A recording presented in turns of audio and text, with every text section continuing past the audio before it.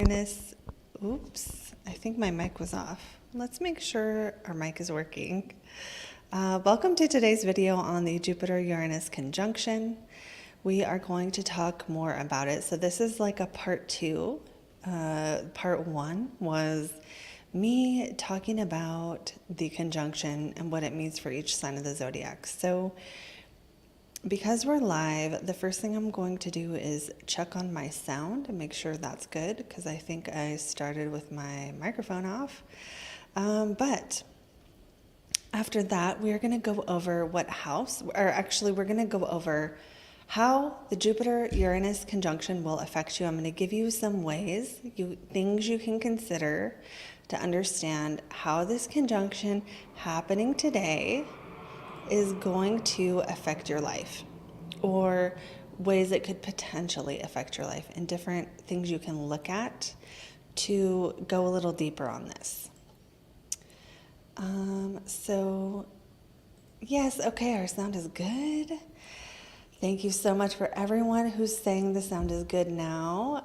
It looks like some of you are here and excited like I am. Okay, so we have Azay Alali, hello. And Fran, hello. And AM, if you're still here, I saw your message earlier, so thank you for that. Happy Jupiter-Uranus conjunct day. Josh is saying hello from Georgia. Hello to everyone from Vegas, where it is already too fucking hot. Meredith, hi from Ottawa. Yeah, welcome to everyone from all around the world, and hello to anyone watching the replay. So those of you on the replay, this video is designed so yes, people can show up live, but everything we're talking about is going to apply after the fact. So don't feel like you missed out on something huge. You're gonna get just as much from watching it afterwards. Josh, you still live in Vegas? It does. And Haley is here from Florida. Kathy's here from Cape Town, South Africa. Tariq, hello. And yeah, okay. Josh, that's the second person in like a week who's told me to go to Mount Charleston. So that must be the universe speaking to me. All right, everyone. So welcome on. Like I said, what we're covering today is this Jupiter-Uranus conjunction. This is happening today, April 20th, 2024. And there is already a video that breaks this down for your sun, moon, and rising. So I recommend watching that video after this one to see more on my take on ways it could potentially affect you. And then today we're going to talk about other things you can do or consider to kind of dig deeper on this transit. Now, this is going to apply to other things as well. So the things we're going to be going over are things that you can consider with every transit, especially conjunctions and cycles in astrology. So this is going to be more of a teaching video, and I'm going to go over some examples from my own life that show you how to consider the different times that the planetary cycles happen. That was a weird way to say that. But basically, let's just talk about what a conjunction means in astrology, because a lot of people know that a conjunction means two planets right next to each other, like at the same place. And, you know, since when we do astrology, it's geocentric, which means it's from the Earth's perspective. And if you were to like look out in the sky, right, the planets there, they could stack on top of each other in the sense that, right, if you look out in the sky, some are closer to us than others. So when their orbits intersect in that sense, from our perspective, which would be like for Uranus, Jupiter, if we could see it, right, we could see Jupiter and then Uranus behind Jupiter lining up at that same time. So that's kind of what's happening in space when there's a conjunction. What happens in our lives during conjunctions and what they mean symbolically. Now, this is what maybe not as many people know. is that a conjunction is a new beginning. So think about the full moon and the new moon every month.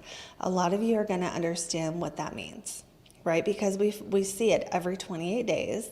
We actually can see the moon get dark and not look like it's not there. And we can see the moon get full and look like it is filled with light and it's the brightest. And we see all the phases in between. So what is happening in that cycle is the moon is meeting up with the sun, right? And then it is going to be opposite the sun. So when we have a conjunction of two planets, they're doing the same thing. It's just not between the sun and the moon. So you already have an innate understanding of these cycles just by knowing that there's a full moon and a new moon. But the difference is when we start getting into the outer planets, they take a lot longer to have their cycle. So this is why studying the moon in astrology is so wonderful, because we get a fast moving thing. It's not really a planet, it's a luminary, but it moves fast. And so we can track it and we can see these cycles on a smaller level. And it helps us understand the bigger cycles that are happening on a bigger level. Some of them that will not even finish in our own lifetime, like Pluto, a Pluto conjunction. Okay, so when Jupiter-Uranus start a new cycle, it's like 14 years, roughly. Actually, did I write this down? No. Why? I don't know. It's like 14 years, though. So the last Jupiter-Uranus conjunction happened in 2011. So about 13 years ago, January of 2011. Jupiter was at 27 degrees of Pisces. But there's something about the conjunctions that there's more than just from conjunction to conjunction. Okay, so it's not just, they met up in 2011, now they're meeting up now. Bam. It's not just that. It's also all the phases that happen in between, specifically the squares and the oppositions. The trines count too, but for when we're like learning something or we're trying to understand how something shows up, oftentimes the squares and the oppositions, because those demand change, those moments are very obvious. So that's what we'll focus on today when we get to that point. Okay, so again, what we're going to talk about is basically 4 different things that you can consider to understand better how Jupiter-Uranus will affect you. And the last one is going to be, I'm going to show you in my own life, conjunction, square, opposition, and square. And I will give you the dates of those transits from 2011 until now, so you can go back in your own life and see what was happening in your life during those dates and try to see what thread is running through them. And I'm going to teach you guys how to do that. So let me just get caught up on some of these comments and then we're going to go through it. All right. Yeah, Fran is saying hello from Prince Edward Island. Hello, up in Canada. I'm actually from Washington State, which is very close to Canada. And where I was born, you can actually see Canada across the water. So, love Canada. Love those islands too. Yeah, Tariq's saying, could I change my job in this time? I don't usually answer those kind of personal questions, but the thing is, you probably could do anything.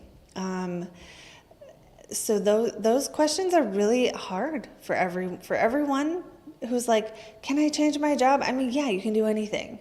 But what you want to know is like, is it going to work out? Is it good timing to change a job? I will say that for me, it seems that Jupiter-Uranus things do represent changes to my job, even though Jupiter is not a career planet. But I can't answer that in a live reading. So sorry about that, Tariq. But let's see what Fran's saying here. I started putting on weight while I've been trying to eat better and less. I have Jupiter at 20 degrees of Taurus in my 4th house. Okay. Yeah. So Is that your natal Jupiter? So that's like, it's your Jupiter return? If that's your natal Jupiter, that would be your Jupiter return. But I don't think so. I think you're just talking about the transit. And try not to give, okay, one of the things I don't let people do is give readings to each other in the chat, because it kind of bothers me. And it's not something I let people do. SB says yes from Washington. Yes. Okay, so let's get into the 4 things we're going to talk about today about how the Jupiter-Uranus conjunction will affect you. So number 1 is the house, okay? Number 1 is, what house is it in your natal chart? There are 12 houses. Each of the 12 houses are about different areas of life. And whatever house the conjunction is in, based on your chart, is going to tell you where the conjunction is happening. So we have, let's say it's your first house. That would mean you're probably a Taurus rising. If you're a Taurus rising and it's in your first house, that's a change to your life. It's going to be a bigger change. So if the Jupiter-Uranus conjunction is in your 1st, 4th, 7th, or 10th house, it's going to be probably felt more strongly to you, because those houses are angular and they have more power. Angular houses, transits in angular houses are going to affect your life more than transits going through other houses. Now, there's other things that will make it affect you more, but I want to stay with the house for a minute, because what a lot of people don't realize is that the planet in astrology is what? The sign is how, and the house is where, right? So where means, like, is it related to your money, 2nd house? Is it related to your siblings or your car or your local environment, 3rd house? Is it related to your home or your emotional foundation, 4th house? Is it related to your fun, your creativity, your self-employment, or your kids, or your passion, or your self-expression, 5th house? 6th house, is it happening with your routines, your diet, your job, your day-to-day schedule? Is there going to be a schedule change or a change to what you eat? That's the most likely for 6th house. But it could also be your job it doesn't necessarily mean you change jobs. You could have a new job in your same company. There could be a change to the life of one of your pets. If you have employees, then the 6th house can also be your employees. If it's happening in your 7th house, this could be your relationships. It could also be other people. So sometimes when you're single, a 7th house transit doesn't always bring a relationship. Sometimes it is something that is happening to another person in your life who is significant. The 7th house is others, like close friends could be your 7th house as well.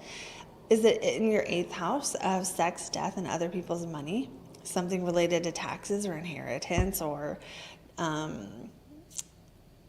what else? Your spouse's income, especially like a long-term partner's income, or if you rely on other people for financial support, there changes to their income. 9th house, travel, the meaning of life.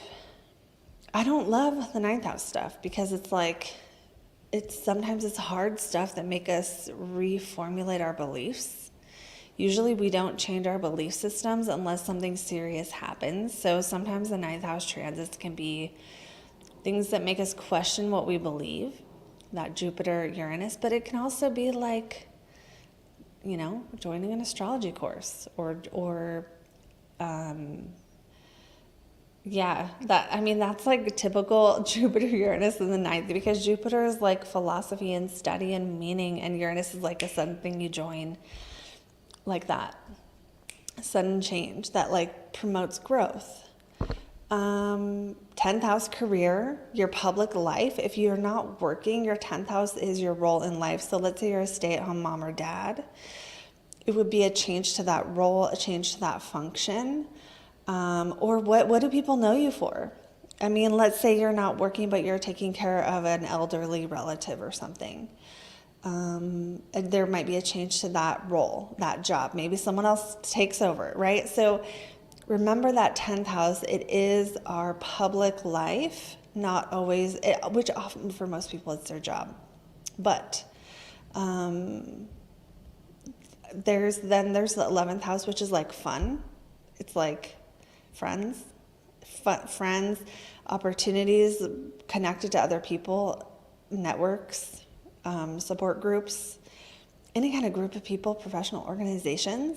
And then 12th house is like your spiritual life, your privacy, your psychology, getting quiet, going into the void. So like, I don't love Uranus in the 12th because it's like a sudden thing you didn't see coming.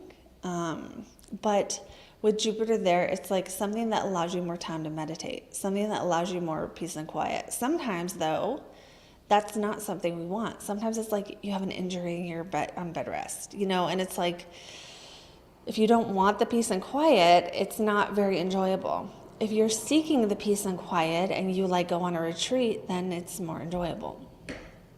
So it can be either way. So number 1, what house is it in your natal chart? Number 2, what houses do Jupiter and Uranus rule for you? So let's talk about what this means.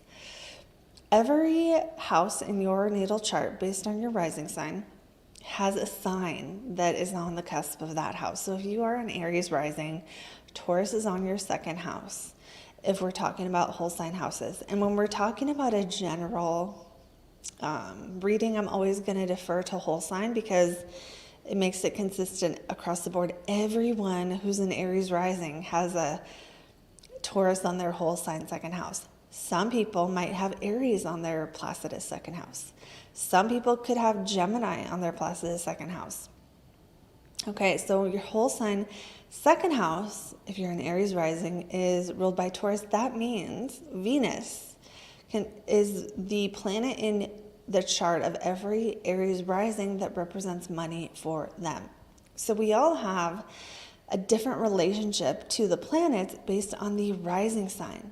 So because of that, you want to consider what house Jupiter rules in your chart and what house Uranus rules in your chart. If this is getting too complicated, the last step is going to be something everyone can do no matter how much astrology you know. So hang in with me here. Now, here's what you do though, and maybe I'm going to bring up the chart for this to kind of show you guys how to do this. Let me get it up here. I mean the chart, oh my God. All right. Let me see if I can.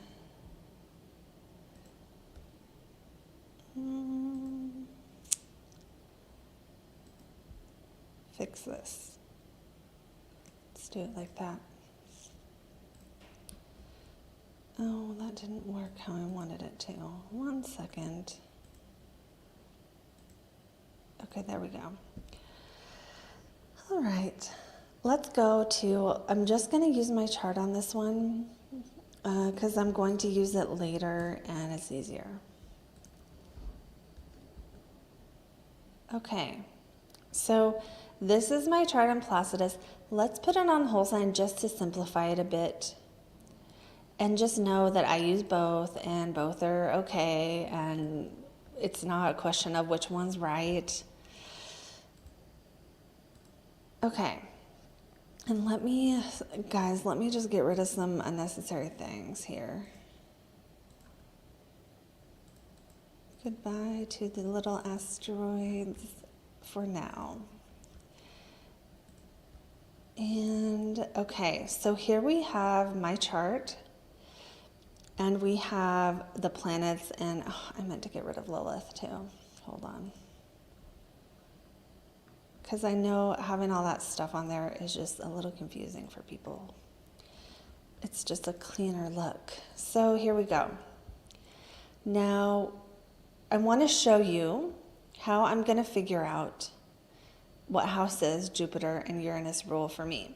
So what I do is I consider what sign is Jupiter. We know I'm using traditional rulership, Sagittarius and Pisces.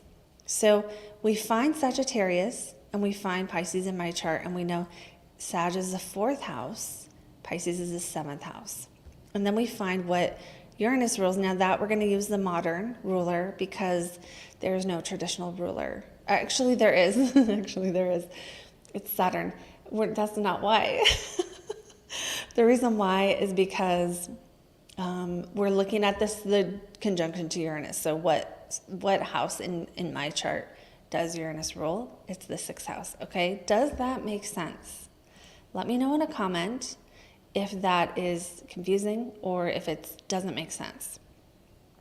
Okay, so we know what the rulers are. So now we're going to look at where it is and consider the 4th house or the 7th house being affected by Uranus. Well, what's Uranus going to do? It's going to activate things of that house. It's going to cause a sudden change to things of that house.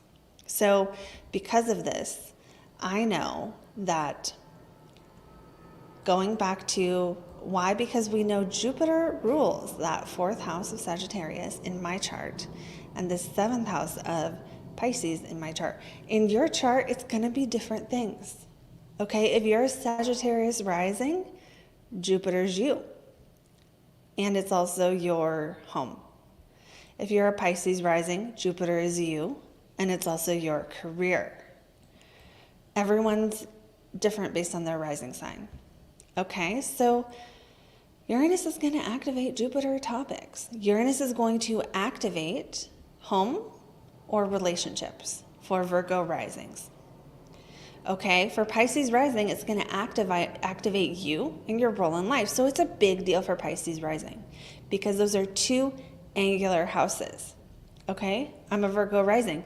It's a big deal for me too because these are 2 angular houses, but it's less of a big deal for me because it's in the 9th house. Don't worry too much about all this stuff. We're trying to put it together. The point here is to get you considering how the transit might affect you, what areas of life might be affected. So for me, I'm thinking 9th house of like studying astrology or moving or speaking another language or, something far off and spiritual, a belief system, plus 7th house of relationships, plus 4th house of home. Now, I got some gnarly things happening right now. So I'm going to expect that there's going to be something challenging coming with this. Why? Because Saturn is hitting my moon and Mars is hitting my descendant. These are not good things. I have been actually dreading this particular transit for like a year or something because I saw it coming and there's some other stuff that's challenging too. But the point here is there's some kind of change. Uranus is going to activate Jupiter, but the second thing we do is we consider what's Jupiter doing to Uranus? Well, Jupiter is going to cause growth or expansion or an ability to grow in some way or even possibly freedom. Why? Because we have Jupiter, Uranus. These are 2 planets that represent freedom. So what do you think happens? Well, let's go back to what house in my chart Uranus rules. It rules the 6th house of work, of day-to-day work, of work schedule, of health, of routines. So we can expect that maybe not exactly today, but sometime soon, there could be a change to my work routine. There could be a change to my work schedule. There could be a change to where I do my work. There could be a change to what I eat or my diet or what time I wake up in the morning, what time I go to bed. These are the things that I would expect for someone with Jupiter conjunct that 6th house planet. Okay, let's see. Okay, so Josh said confusion, so I tried to explain it better, and you said gotcha, so I think that helped. And Congo is a Pisces rising too. So let's do Kathy's a Gemini rising. So for Gemini rising, it's going to happen in your 12th house. And what what houses does it rule? 1, 2, 3, 4, 5, 6, 7, 8, 9, 10. Okay, so Gemini rising is going to be a change related to, again, relationships and work, but it's in your 12th house, so sometimes that can be more of something you don't see coming, or it can cause growth, again, on the spiritual level. So it could be something changes at your work where you have more privacy or something, but, you know, there's a whole video on each rising sign and how it's going to affect you guys. So now that we know, we have a kind of solid foundation of what house the transit is happening in, what house those planets rule, in other words, what areas of life those planets represent for you. Then the next thing you're going to do, number 3, is look for planets. Okay, you're going to look for planets happening at this degree, which is 21 degrees of Taurus. Now remember, when we look for a planet that's being affected by other transiting planets, we want to look for not just planets in the same sign, although that matters. Like if you have something in Taurus, if you have something especially at 21 degrees of Taurus, that's going to matter. And we'll use an orb of like 5 degrees. Some people do bigger, but just for the sake of teaching this, just subtract 5 and add 5 to 21. So we're looking at 26 to 15, 16? No, I can't do math. 17. No, 16. Okay, 16. God, I hate it when that happens. 16 to 26 degrees of Taurus. Or we can also look for planets that are being aspected by this conjunction, which would be anything at 16 to 21 degrees of the fixed signs or the earth signs. Why? Because, and if you can see the chart, this really helps to understand this. You just see the plus sign of the planets. That's the fixed signs. That's going to be the square or the opposition. And then if you look at the trine, that's the triangle. You can also memorize it based on the fixed signs are going to be, you know, the fixed signs are Taurus, Scorpio, Leo, or Aquarius. So if you have a planet between 16 to 26 degrees of Taurus, Scorpio, Leo, or Aquarius, that's going to affect you more strongly. If you have an angle in your chart, the midheaven, the descendant, the ascendant, or the IC, between 16 or 21 degrees of this conjunction, that's really going to affect your life a lot. A lot. That's probably the strongest indicator that this transit will affect you more, is that it's on an angle. Or I would even say if it's hitting one of your nodes, that's probably going to be a big deal too. Okay, so that being said, now we know what house it's in based on your rising sign. We know what houses Jupiter and Uranus rule in your chart, so we know what areas of life to look for expansion or change, right? So the Uranus-ruled sign might have expansion, where the Jupiter-ruled signs might have change. And that change may be growth, but it may be disconnection as well, because Uranus connects and disconnects. It's like a light switch. It turns off and turns on, and I don't mean sexually. I just mean if you think of Uranus as a light switch, when you're trying to understand transits, like it turns that thing on and it turns it off. I find this is a really helpful way to look at it. It can also be a lot like, Uranus rules electricity, but it can function like electricity in the sense that it'll just flood energy into a thing, flood the system. That's another way to look at Uranus transits. That part of your life is like flooded with energy. It's activated. It might be more energy than you can handle. It might be awakening, it might be enlightenment, or it might be, a lot of mental stress. So it could go either way here. All right, This being said, let's go on to the next thing. Now, actually, one more thing about the planets. We talked about where you're going to look for the planets, and I see a lot of you saying here, my rising is at 21. A lot of you have that, rising at 21 of Aquarius, rising at 21 of Taurus. A lot of you have those. So don't be scared or anything. But just know that this transit is more likely to show up in your life in a way where it's a noticeable change. Okay, so then that being said, I want to talk about one more thing with the planets, and then we're going to do this fun little exercise where we go through the dates, and I'm going to show you how to do this and how to not just do it, but like put the pieces together so it makes sense. All right. So the first thing we're going to do is I wanted to mention here that the planets, oops, that's not what I meant to do. The planets are going to all have their own thing they represent in your life, right? So when a planet is aspected by planets transiting, you need to consider what that planet means. And the more you can understand what a planet means, what it does, the way it functions in your life, like Mars is the god of war. Okay, so if Mars is aspected, maybe you want to fight. Maybe you get in fights.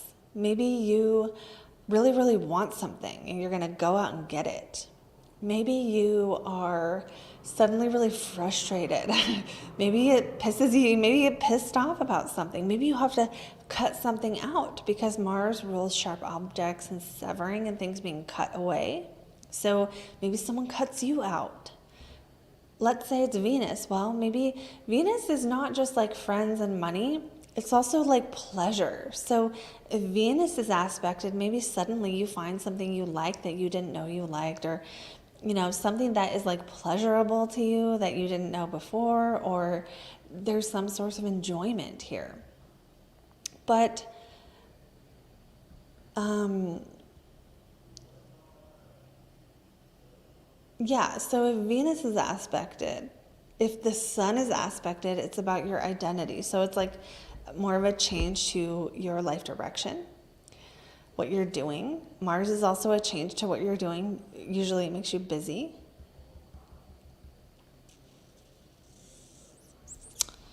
Let's just do this for a minute. Usually it makes you busy. And there's also, let me think.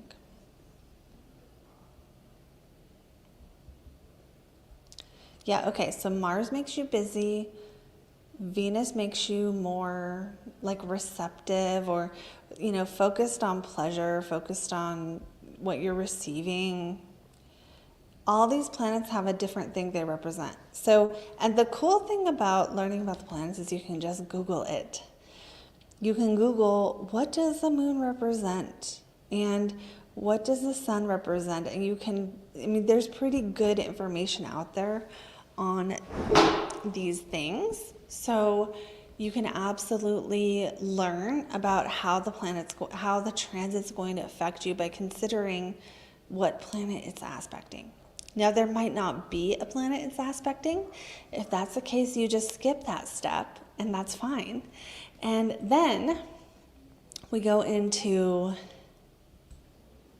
the next thing, which is, what's my next thing? Which is looking at the past transits. Okay, so looking at the past transits is going to be the best thing. It's the best thing. And what I mean by looking at the past transits is what I was kind of mentioning earlier, where we said the conjunction is the beginning of a new cycle. So there's 4 really, really big parts of the cycle of a planet that I wanted to talk about. And and so knowing what happens at each part can also help to understand the cycles of your life. And it's really kind of cool because There's the conjunction, there's the first square, there's the opposition, and there's the last square. And so let's go ahead and show that as well. But I'm going to take off a bunch of stuff to show this because I think it'll be cool. So I'm actually going to only put Jupiter and Uranus on here. I'm going to show you guys this. And let me know if this is fun or if you guys are like bored. Because I think this is fun. Like we could do this all the time. Now, and I'm going to give you guys the dates on this most current Jupiter-Uranus cycle so that you don't have to look all this up yourself if you don't have this software. So here we are. It's beautiful. It has just Jupiter and Uranus here, and it's in Taurus. So we know this is the beginning of this new cycle. But to learn this, what we're going to do is we're going to look at the last cycle of the Jupiter-Uranus conjunction, and we're going to look at when it started. We're going to look at the first square, the opposition, the last square, and then when we're done, we'll get to here, which is the end of that cycle and the beginning of a new cycle. So there's something to be said about the difference between the first square and the last square, and this is what I think is so cool about astrology, is the first square, it's like the conjunction between the two planets is a new cycle between those things.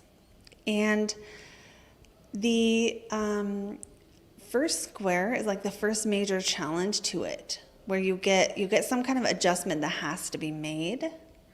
The opposition is a time where something opposes you, so there's like an external conflict. It's more, usually the opponent is more clear and obvious. And with oppositions, there's also usually a feeling of it being out of control, so to speak. But that applies more, I think, to the sun. So with the opposition, it's like there's a lack of balance usually at that time that you have to kind of figure out how to deal with. Then when it comes to the final square, this is the part I love the most, is that this is when you see if you learned the lesson in the first square. The idea is that you still have a conflict, but this time you know more than you did before because you've already been through this challenge. So now it's like time for you to overcome it and like find a way to, it's like you have the chance to maybe not change the past, but act with the new information related to the challenge. Okay, so let me know if that makes sense. Conjunction is new beginning. First square is first challenge. Opposition is like a boss battle. And then fourth square, last square is the chance to rise above or learn the lesson. All right, so this is good to know because think about every square that you hear about in astrology. Imagine what it would be like if you understood that this square is actually representing a challenge you have the solution to, and then knowing what the date of that solution is, what you learned from that thing, and being able to go back and look at your life and see, what did I learn at that time, and how can I apply that to right now? This is the best use of astrology. The best use of astrology is not tell me my fortune. Okay, the best use of astrology is doing this kind of stuff. Another reason this is the best use of astrology is when you're going by things that happen on past transits. I want to say you can't be wrong. And what I mean by that is astrology is an observational science. So we're observing what happened, and then we're extrapolating based on that data. We are not just making shit up and hoping, these two planets are good, therefore it must be good. Also, I would not call Uranus good. Uranus, if anyone doesn't know, Jupiter is good. Jupiter is a greater benefic. The only problems that are Jupiter problems are like when you're so happy-go-lucky that you don't address challenges and you suffer because you didn't prepare for the bad times or something. Like you won the lottery and spent it all. That's a Jupiter problem because you just had such an abundance mindset that you didn't save any of it. Okay, so Uranus, though, being the sky god. Uranus had a bunch of kids with Mother Earth, and then Saturn castrated him and he ran away to the sky. So Uranus can represent times that we are outcasted, times that we are wounded, times that we are disconnected. And sometimes that disconnection is because of a lot of pain. So that painful disconnection is, in my opinion, not really positive. Uranus can have good sides to it, but Uranus transits, they're going to turn something on or turn something off. Anyway, going back to this cycle, okay, where we have Jupiter-Uranus here, we're going to go back in time. And because this cycle is 14 years, we're going back to January. And hopefully we'll see if I have my dates right. Is that right? Is it the 11th or the 4th? January 4th.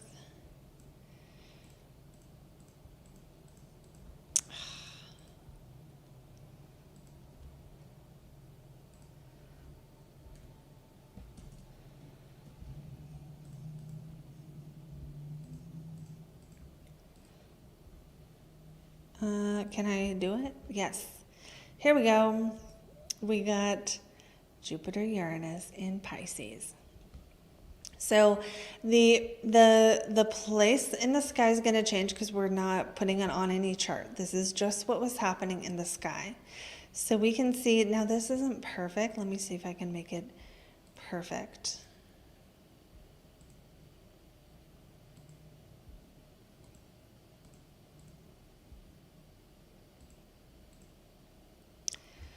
Maybe closer.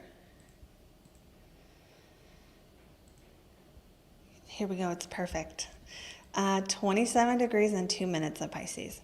So this is the beginning of the last Jupiter-Uranus cycle. So write this date down, January 4th, 2011.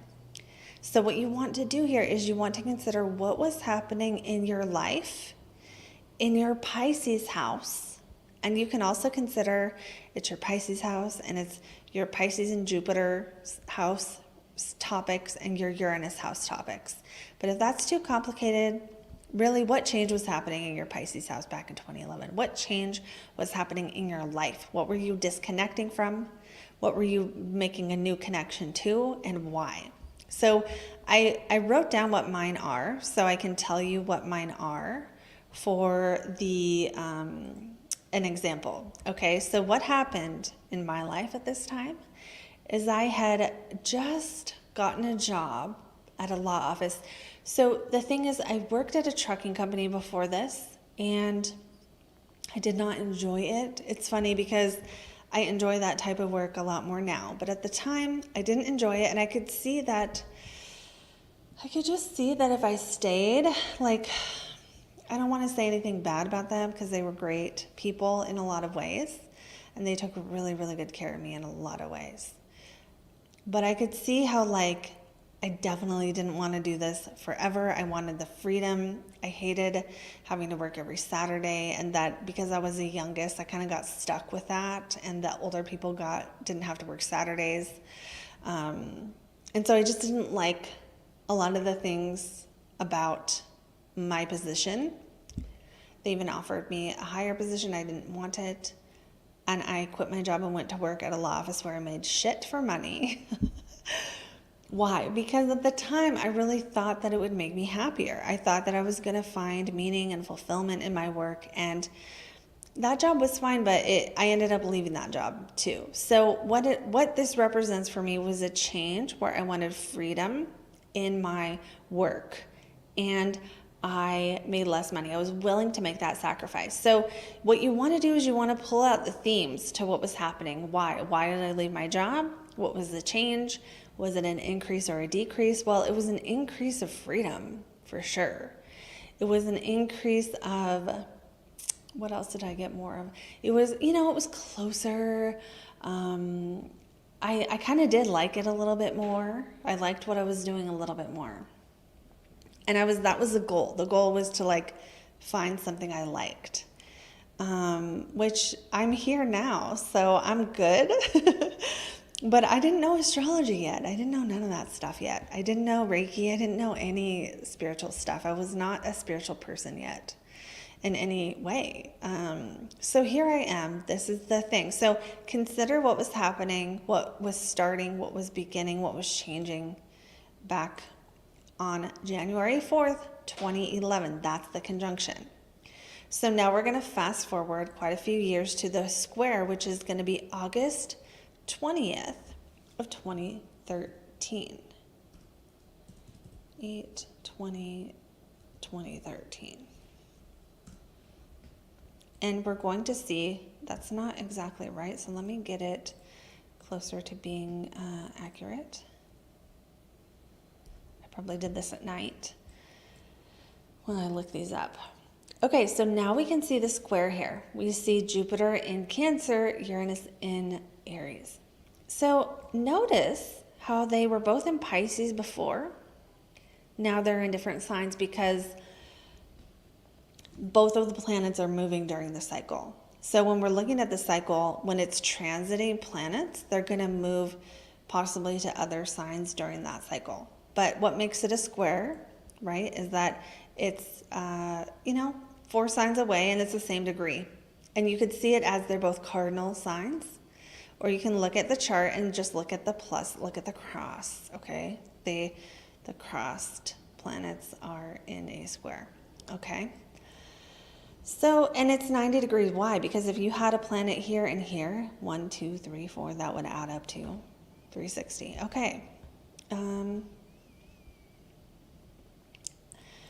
What's my point here? This is the first challenge to this. Now, this does not mean, and you'll see this in my life, that you have to keep the job the whole time, and not everyone keeps the same job for the 14 years. So whatever was happening, whatever was starting during that conjunction, that situation in your life, let's say it was a relationship, doesn't mean that relationship is bound to last 14 years. It could be you break up at this time, you get a new one at the next one, you break up again, or you could have had relationships in between here, and the same theme that was happening at the start will come up now.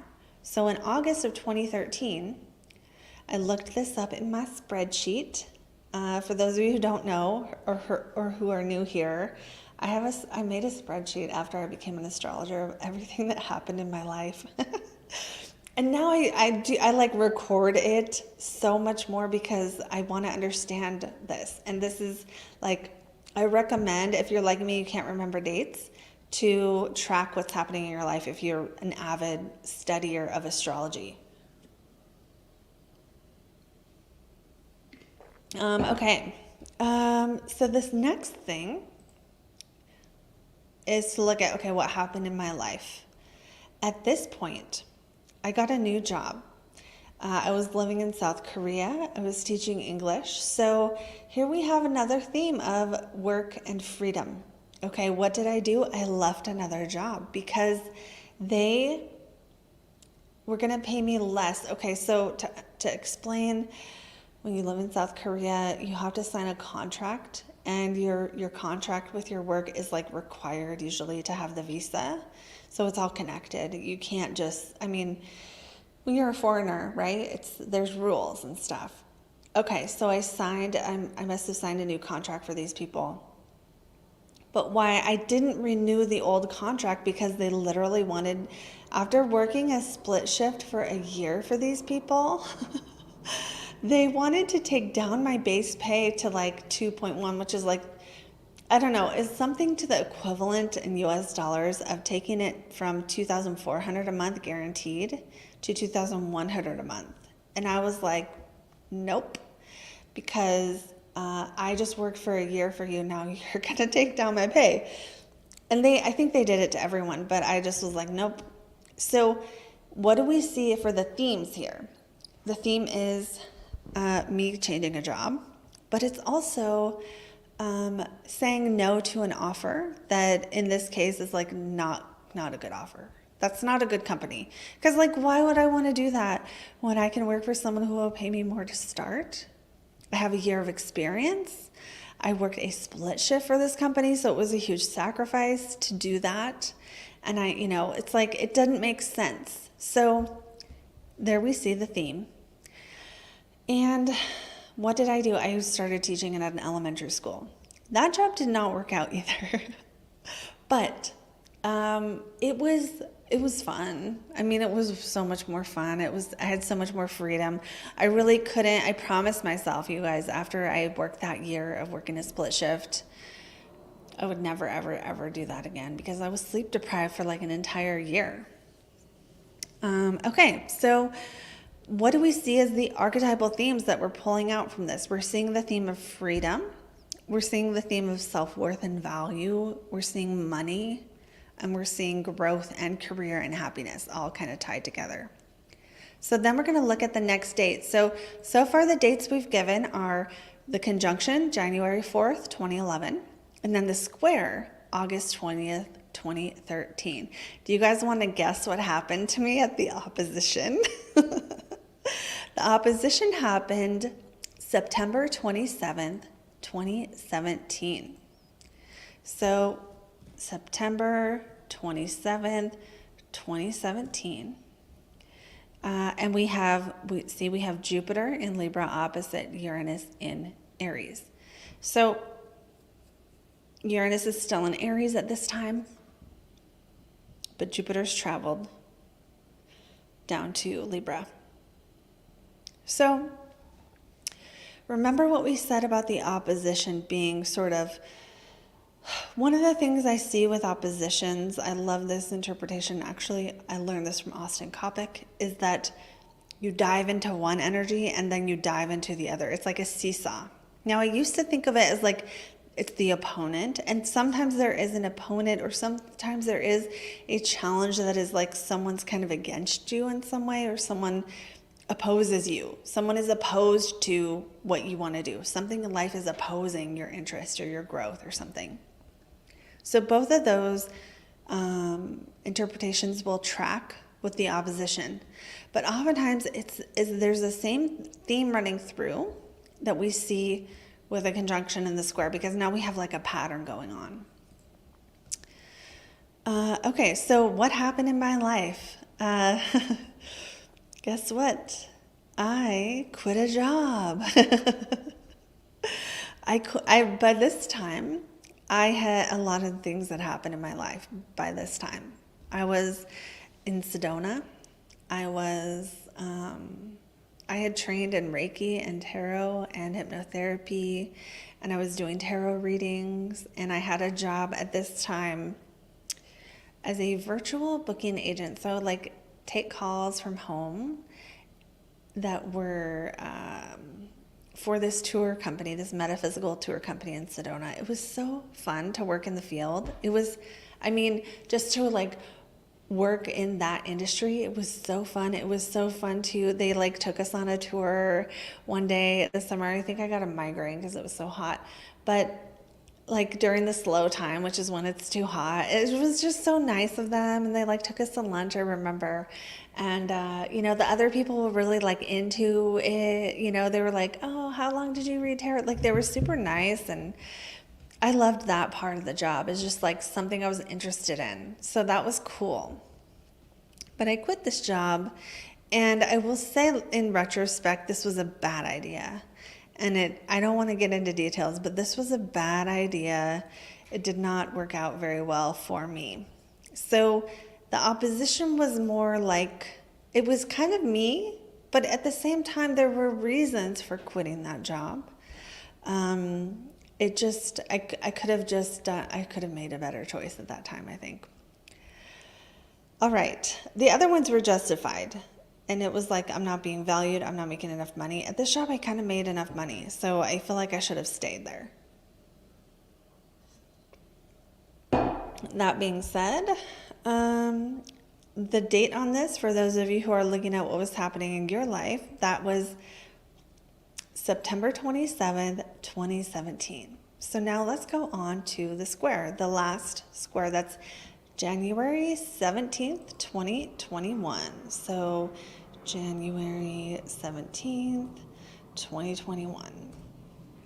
All right, so here we have the final square where Jupiter is on its way back to that conjunction with Uranus. And we know that because Jupiter moves faster, right? So the faster moving planet is always going to seem like it's going around the other planet. That makes sense. It depends, but in general, that's going to be true. So January 17th, 2021 is the final square. So what do we need to do for the final square? We need to remember what was happening at the conjunction and the first square and see if we learn the lesson. And what happened at that time? I got a raise. And so when I was looking back on this, I felt kind of good because it makes me feel like I learned the lesson. So the lesson is maybe getting paid what I'm worth, or finding the right work that is going to want to pay me, based on the company, but also my skills, find the right job where my skills are appreciated. I was in a job where they didn't have anyone else on their team who could do what I was doing. So, and it really, when I'm thinking back to it, there was problems about this later. Problems with this came later. But at the time, it just kind of felt like I was in the perfect position. They had me make these how-to videos, and I remember the boss I had was like, you were born for this, because they were just good, and they had me like redo their website, and everyone was so pleased with it. And I was like doing stuff with where you have to use a little bit of HTML, and I just happened to know so many little things this job needed me to be able to do. And I've never really had that feeling before where it's like, oh, I can absolutely do this. So this was really, really cool. And, I had gotten a raise, and it was just like, definitely considering that first square was me leaving a job because they wanted to pay me less, and that second square being they paid me more. I didn't have to ask for it. This would be a total success, in my opinion. So don't feel bad if your last square, it doesn't feel like you victoriously triumphed and learned the lesson, because it's not like this is your only chance. But when you are looking forward to a transit like this and it's coming, well, then you can use that thread that runs through these squares, conjunctions, etc., to kind of figure it out ahead of time. I didn't know astrology at this point. This is another thing that was happening at this time. I don't think I wrote that down, but I was going to look that up to see, because I think I didn't really start. Maybe I started offering readings or something, but there was more of a focus in my life on astrology. And I think back to December is when it really kind of ramped up a bit, December after this. But maybe it was the beginning in that sense of having the freedom to pursue something I wanted to do, and having that thing that I wanted to do being something that eventually would lead to more money as well and more freedom. But I didn't know that at the time. I wouldn't have been able to say that at the time. I'm going to do astrology so I can make money. Okay. So then the last thing we're going to do is we're going to go to today. So now we are full circle, and I didn't write anything down for what's happening. But I'll say I'm going to speak more generally just because it is personal. I just, because I don't want to jinx it, actually. But there have been some recent changes in my life that make me feel like this cycle is complete, if that makes sense. So when I think about, it makes me want to cry. When I think about being in a job where I was so unappreciated. I was just, especially, back to 2011, the promotion I had been offered was it's not like I was the first person. I was actually the last person at the company they offered the promotion to. They offered it to everyone else, and everyone else said no. They had the man who was working in the same job as me do it first and try to do it first, and he sucked at it, and he ended up not working there. And it's And this, looking back on it too, that job didn't hire me on my first interview. I had to come for a second interview. So it's not that they're horrible people, but they didn't see my value. And at the time I was just out of college, I didn't have a lot of value.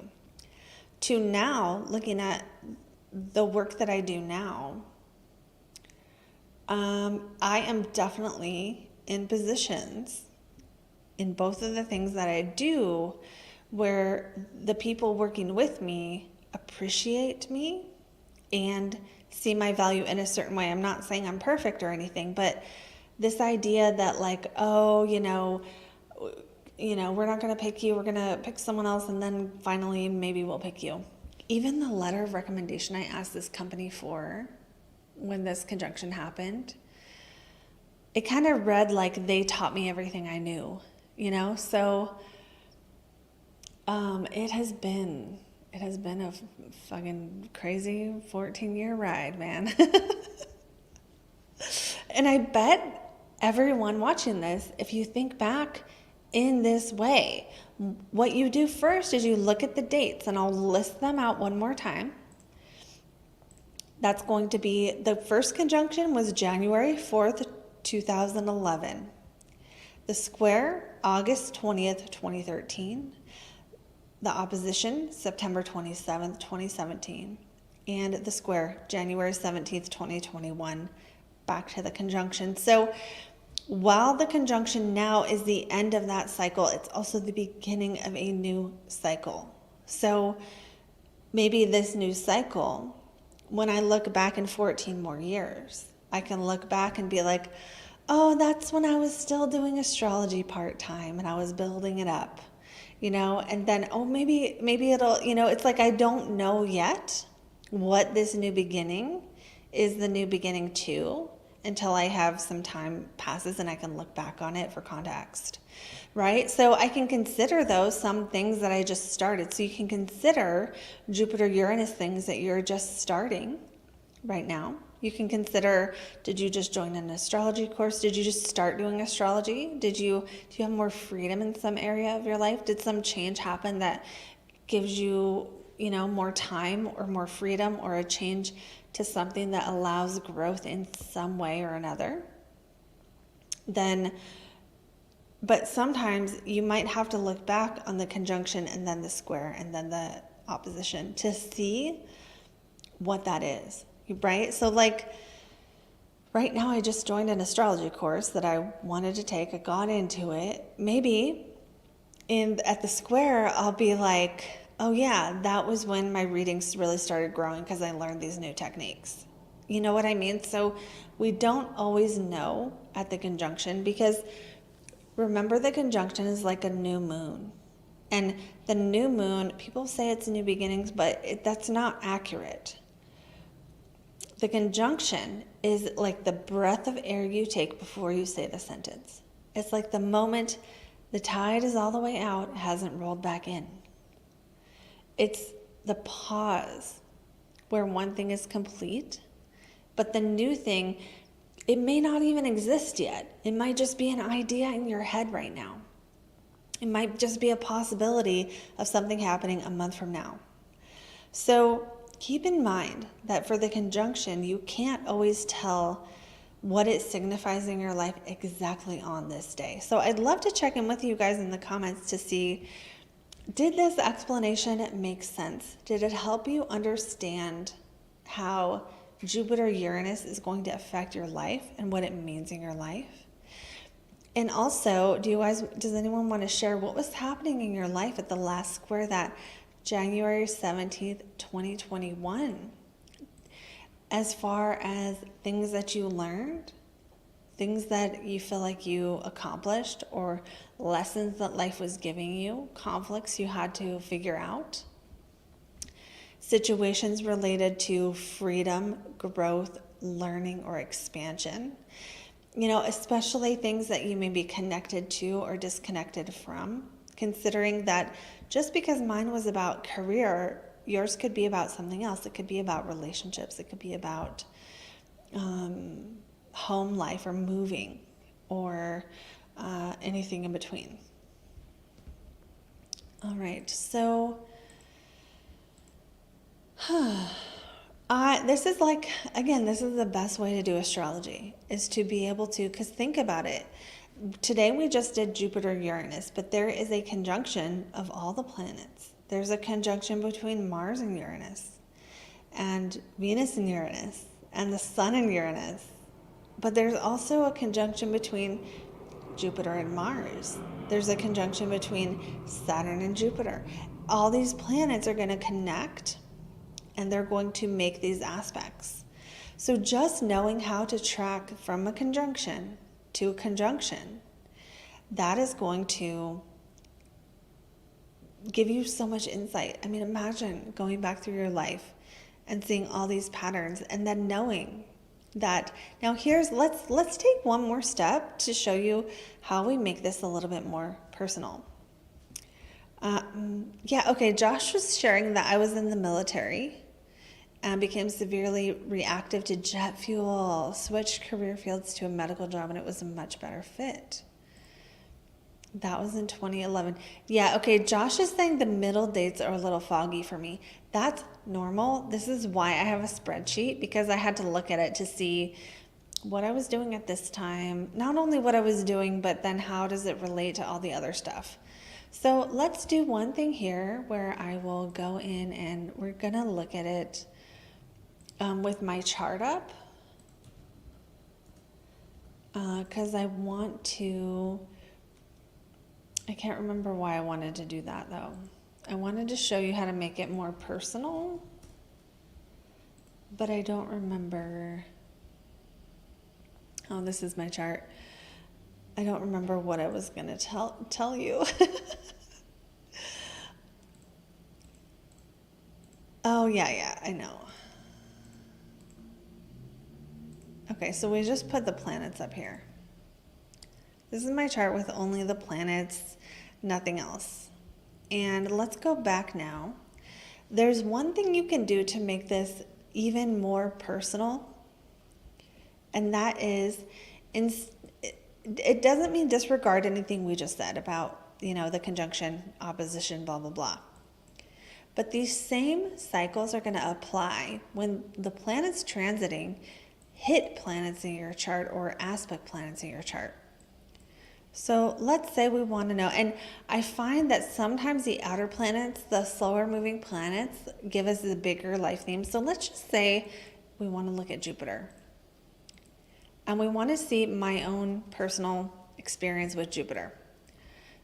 Well, we can start by doing my own Jupiter and how it relates to Jupiter.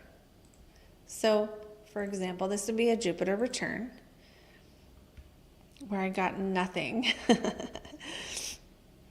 There was nothing. Actually, there was some good stuff. This is right when I got a raise, like a couple months later. Okay, so, but I thought it was going to be better. I was all disappointed.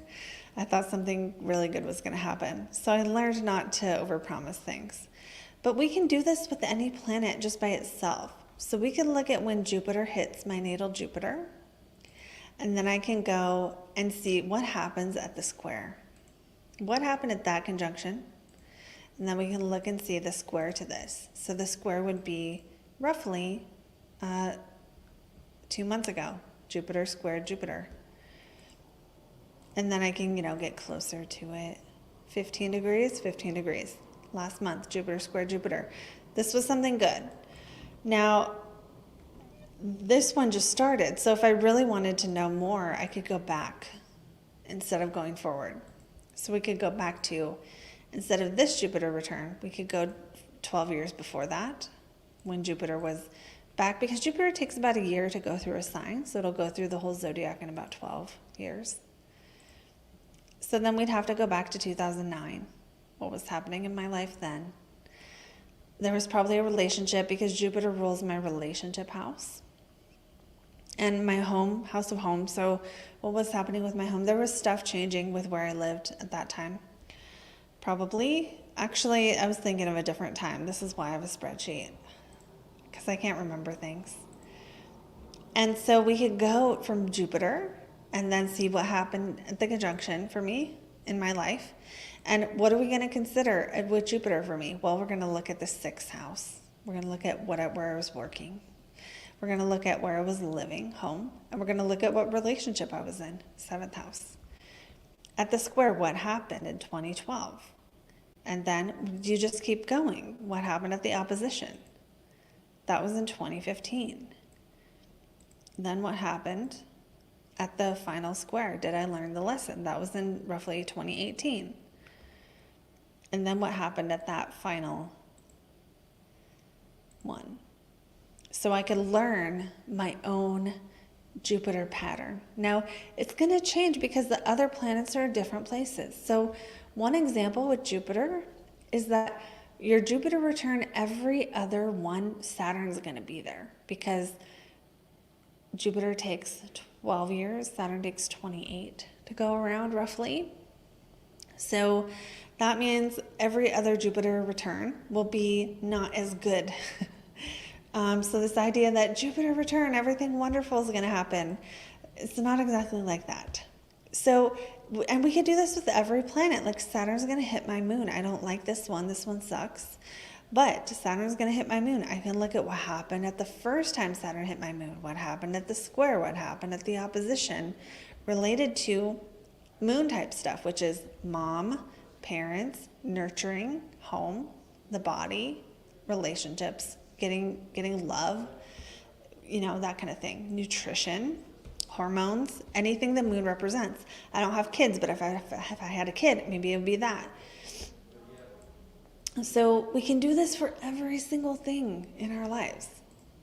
Let's see what you guys are saying here about this.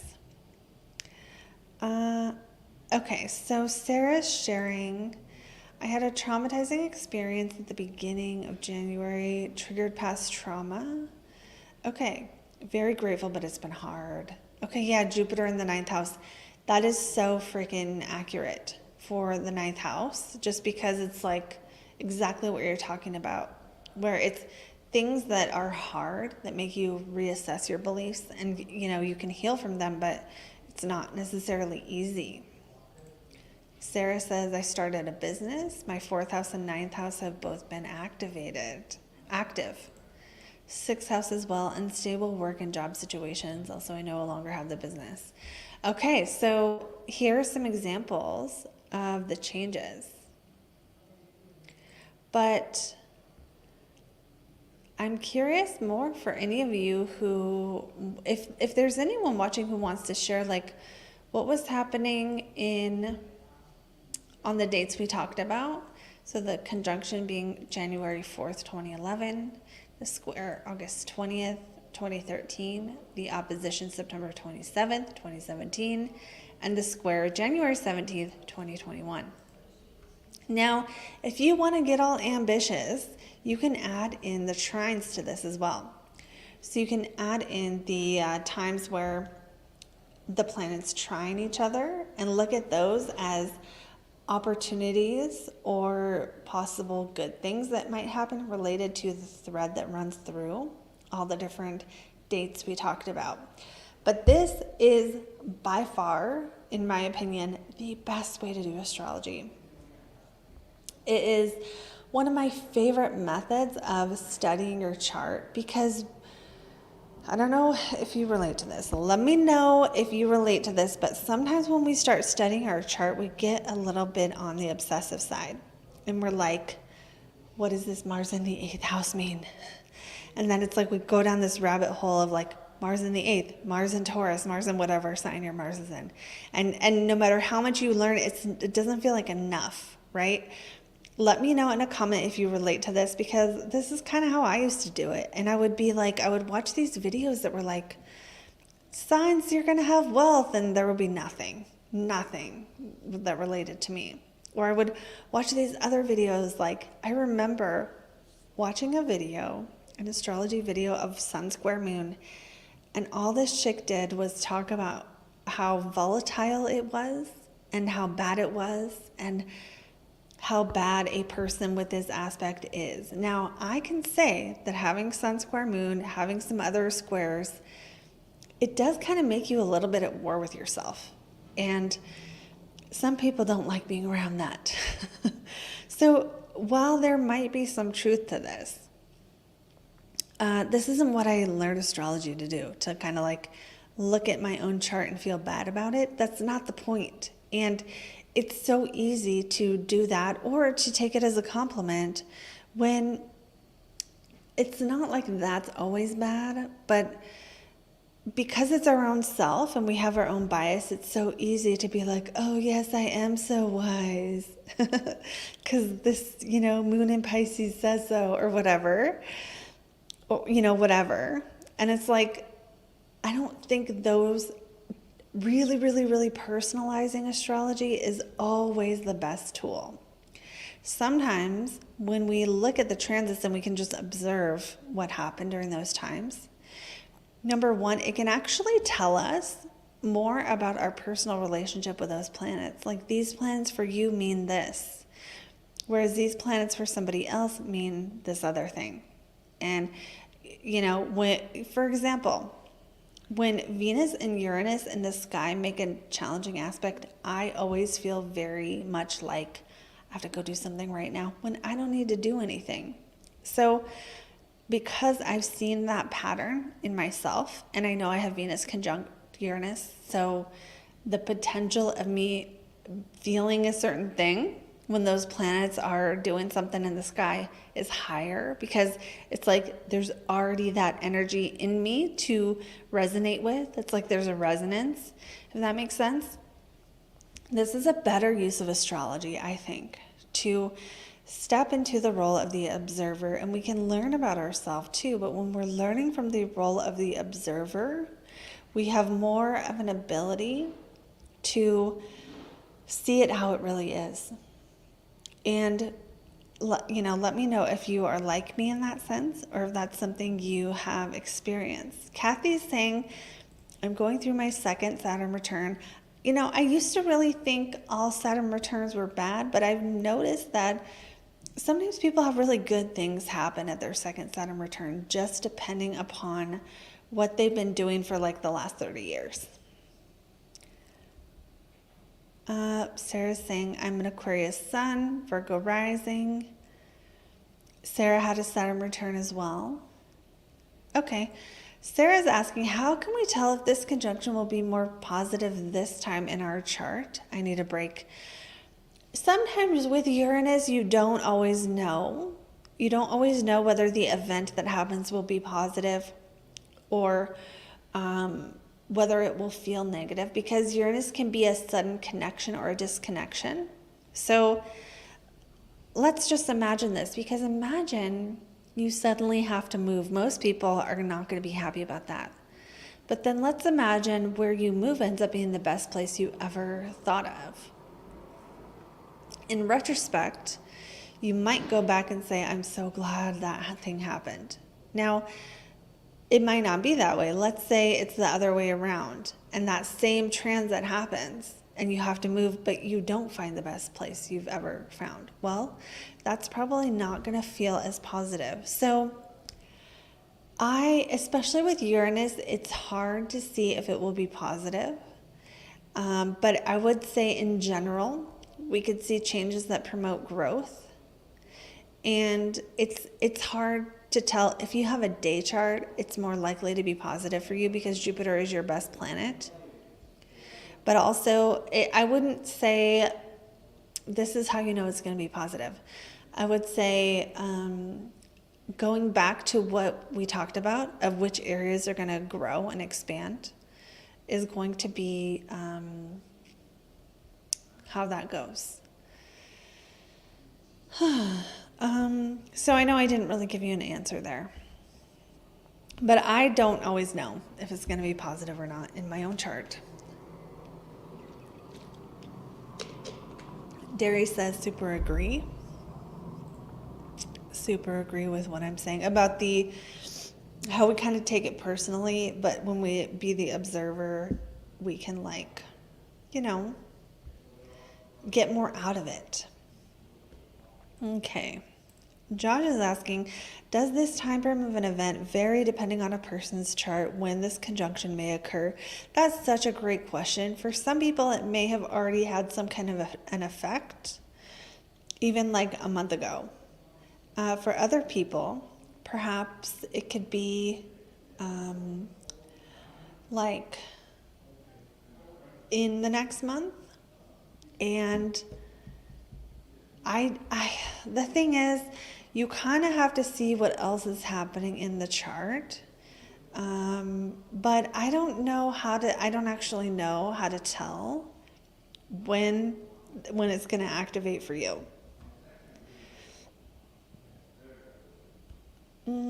Okay, so Art Quirk.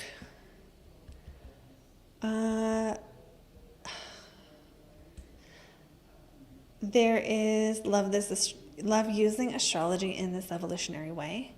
I don't even think that when it comes to the conjunction, opposition, square, I don't think that's an evolutionary concept. I could be wrong, but I think like when we're talking about like traditional versus evolutionary, I think this is a traditional way of using it. I do. I think this is a traditional way. I think the evolutionary stuff is going to be like Pluto in the notes. But if you mean in a way that is more promoting soul growth, then I'll take that. All right. So just to recap, the 4 things you can do to see how the Jupiter-Uranus conjunction will affect you personally. And this conjunction is happening today, April 20th. It's the beginning of a 14-year cycle. So whatever is happening now, it's the theme, the thread that runs through this will still have an effect. It doesn't mean if something bad happens now, you're stuck with it forever. But the energies, the archetypal energies, the themes that are happening at this time are the beginning of a cycle that we'll see changes in, and we'll see, the different parts of the cycle pass over the next 14 years. So number 1, what house is it in? What house is your Taurus house? This is going to tell you what area of life there's a potential for changes and growth to show up. 2, what houses do Jupiter and Uranus rule? So what's your Pisces house? What's your Sagittarius house? That's the Jupiter ones. And what's your Aquarius house? Those are going to be the areas where you're probably going to see more of an effect as well. Number 3, do you have planets within, 5 or so degrees of 21 degrees of Taurus, or the fixed signs, the opposition, the square, or the trine, which is going to be, in this case, the fixed signs of Taurus, Scorpio, Aquarius, or Leo, or the earth signs of Taurus, Virgo, or Capricorn. So if you do, consider what does that planet represent and what house does that planet rule. I don't think I mentioned that earlier. And number 4, look at the past Uranus transits and note what happened. And I went over those dates a bunch of times.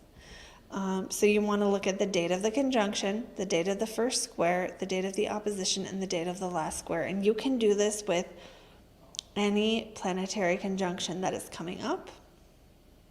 And go back through. Now, those of you who are like my age or older probably, that are not like in your 20s, right? Because it's a 14-year cycle. You could go back to earlier ones, right? You could go back to the conjunction before 2011 and see the beginning of that, when the square was, when the opposition was, and when the last square was. You can keep going backward. So the reason I started at 2011 and went through one cycle is because for most of us, it's easier to tell what's happening when we're adults. Sometimes when we get to like when you're a baby or something, we don't remember what was happening when we were 3 years old. Sometimes it's based on what our parents tell us, and they're not going to always tell us every single detail that would that would make sense to understand the transit. So, but if you're like, 30, 40, 50 or older, you can still go back further and see. But the point I wanted to kind of make is that it's not just conjunction to conjunction. There's a whole process and a cycle in between those that really matter. And then, what was the last thing? Yeah, look at the transits. Not only note the different house, but look at what was happening in your life during the conjunction. The first square, what was the lesson that first square taught you that you needed to overcome? And then did you overcome that lesson at the last square? And if you did, how? What was different? What changed? How did you grow? And now let's talk for a second about what this energy is good for, what Jupiter-Uranus is good for, because I know a lot of people are like, well, how do I use this for my highest good? How do I use this transit to make my life better? And to a degree, we can always, sometimes life gives us stuff that we just get through. And knowing our astrology doesn't stop that. And I think the idea that it does, this sort of new age idea that we can manifest anything, is not exactly true. I think manifesting is cool. I think it's cool to create things you want to create and to focus on what you want to have in your life and take actions toward it and be inspired. And I love that side of it. But I don't love the side of it, which I'm going to get a little preachy here, but this is what I don't love. I don't love the belief that you can manifest anything, which is technically untrue, because like if you just looked out and saw a train right now, could you manifest that train stopping? I mean, maybe you could like put something on the tracks. Please don't go do that. I'm not saying go do that. Could you just will it into existence that train stops? Probably not. Could you just look out in the sky and say, oh, I don't want this Jupiter-Uranus conjunction, let's move the planets? There are things in this world we do not have power over, and my issue with the manifesting community is that there's a refusal to admit that there are things we don't control. And I think it can become kind of abusive and gaslighty really fast when people are saying, like, accusing you of manifesting things that are bad in your life that you really don't have control over. That's just my kind of feeling about that. But there's another deeper issue with this. And it's not just the manifesting idea. It's also this sort of God, belief that there is no God, that we are all God. And it's like, you can see this in simulation theory, that we all think we're in a simulation and we're all like, we're talking about NPCs and we're talking about how like we're in the matrix and we're trying to get out of the matrix. I think to some degree, this belief when you feel stuck might help. You get empowered and get out of a bad situation, and that's fine. But it also makes us, when we think the universe is a simulation in a computer, what is the connection to life? There isn't one. So I take issue with this belief system because we're not alone in the universe. And we're not computers. And we're not, in my opinion, supposed to put chips in our heads. That's not what being human is. And being human, if you were like me and you were lucky enough to see even a part of the eclipse that just happened, when we can observe these celestial events that are happening in the sky, it's just, there's something that makes you so filled with awe. Like, I didn't even expect it. But when I was looking at the eclipse and I could see the little, I couldn't see the full thing. I could only see a little cutout of where the moon was with my little glasses and everything. And it was one of the most profound feelings I've ever had of like awe. Just like when you look at nature, we can't create that. I mean, humans can try, but we can't compare to mountains and glaciers and the ocean and the powers that are greater than us. And there is something about being connected to the astrology that makes us realize that we are part of something bigger than us. And even though I do believe in having your personal power whenever you can, I do believe in making the best of life whenever you can. I do not believe in sitting around and waiting for the transits to do something good for you, because if that were me, I'd still be waiting. And that was a moment for me when I first started learning astrology, where I had to realize that my chart kind of didn't do a lot of really good stuff for me and that I needed to do it myself. And it's not like, I don't mean that in a bad way.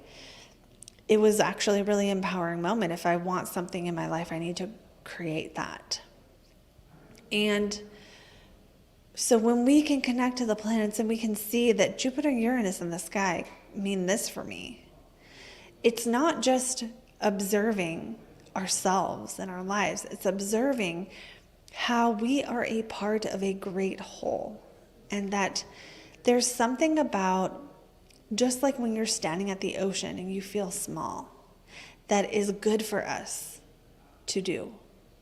There is something that is good for us when it comes to really realizing that we kind of get to be here in this life, for good or for bad. And I know that when you're struggling with something, it doesn't always feel like that. So that's okay. Okay, so let's see what you guys are saying here. Mel says we are the universe. Josh is saying life is difficult. This is a great truth, one of the greatest truths. It's a great truth because once we truly see this truth, we transcend it. Exactly.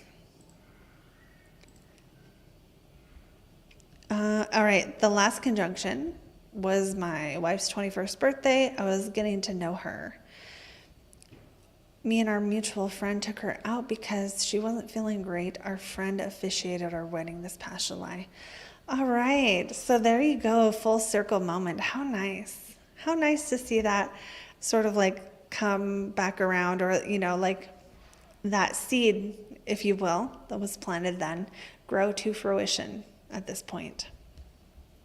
So that might be another good thing to consider whenever you're looking at a conjunction to a conjunction is, and I wouldn't say this for the moon, but I would say this for pretty much everything else, is like, did the seeds that I was planting at this conjunction, so again, the date on this, if we're talking about right now, is going to be January 4th, 2011.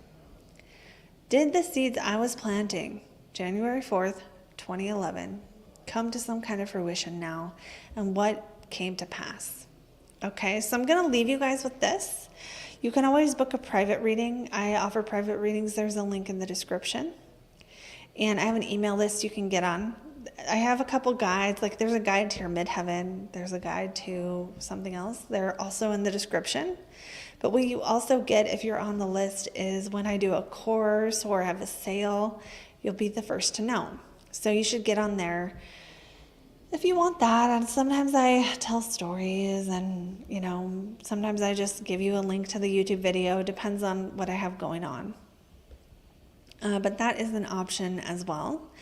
And I hope you guys have an amazing Jupiter-Uranus conjunction day. And don't be upset if something crazy, amazing, life-changing, knock you out of your seat energy does not happen today.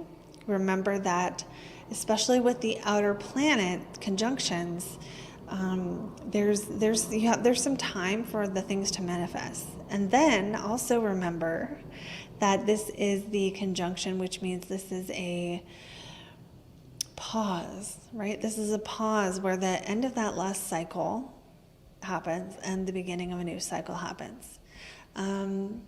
I think I had intended to say how to use Jupiter-Uranus energy, and it's like new things that inspire growth, learning new things.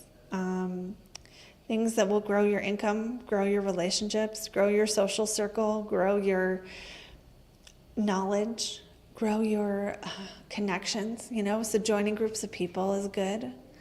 And, you can also think, what do I want to have manifest 14 years from now?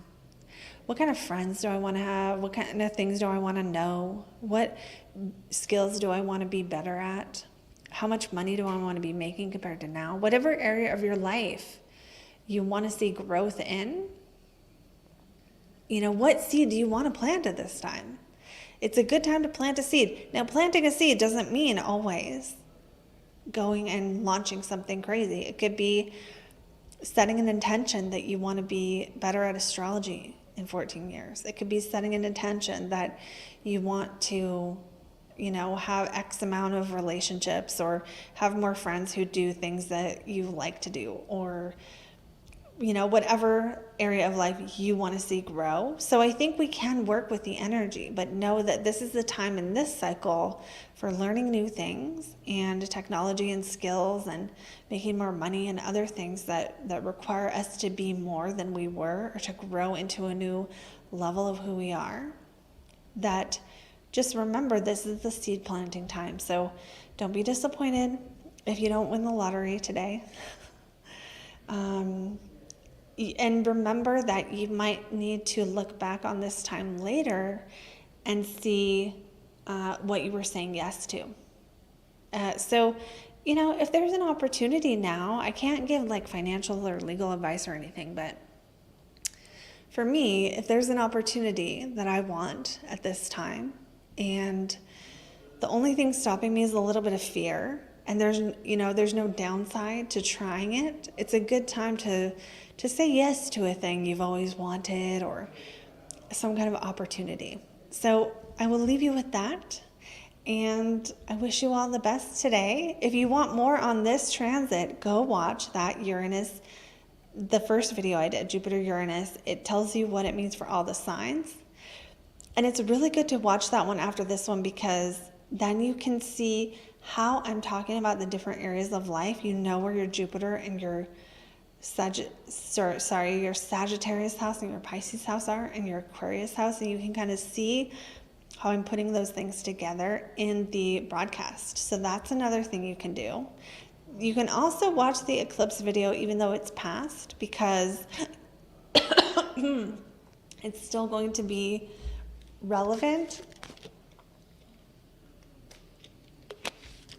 because it was a total solar eclipse and it shows kind of what can manifest in the next 6 months. So that is what I have for you today. Thank you all for joining me, and I will see you all in the next video. Bye, guys.